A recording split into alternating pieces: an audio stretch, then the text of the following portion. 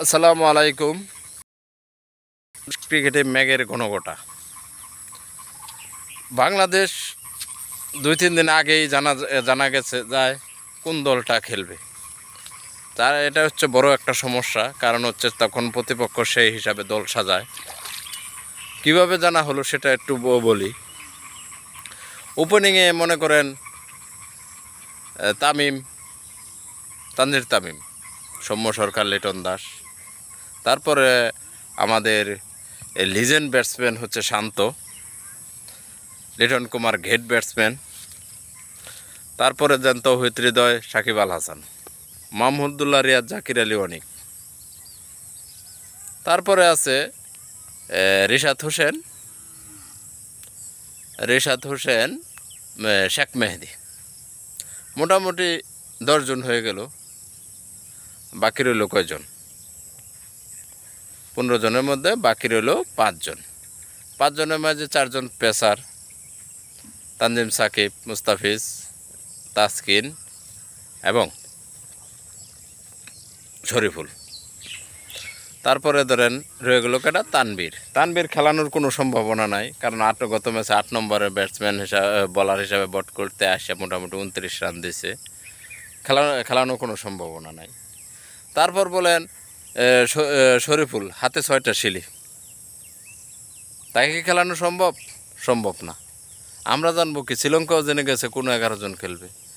তারপর মনে করেন তাসকিন, সে নেটে প্র্যাকটিস করে স্বাভাবিক দৌড়ে বল করে এখনও ফিট নয় এবং খেলার উপযোগীও এখনও হয় নাই।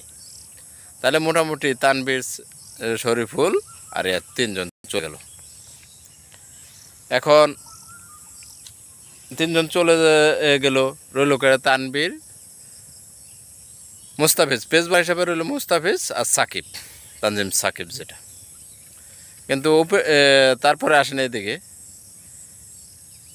তারপরে এই দিক দিয়ে খেলবে মনে করেন ওপেনিংয়ে হয়তো বা গেট ব্যাটসম্যান, আমাদের লিজেন্ড ব্যাটসম্যান লিটন কুমার দাস খেলেও ফেলতে পারেন।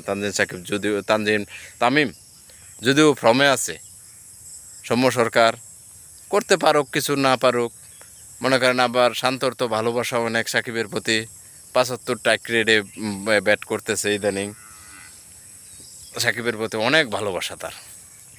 সব মিলিয়ে এখন যদি লিটন অথবা তামিম দুজনে একজন বাদ পড়ে যায়, তাহলে 3 জনে মোটামুটি 4 জন বাদ, 11 জন খেললে শুধু ওপেনিংয়ে একটু ঝামেলা। যদি লিজেন্ডরা খেলে তাহলে তো মনে করেন সাকিব বাদ পড়ে যাব, তামিম বাদ পড়ে যাব।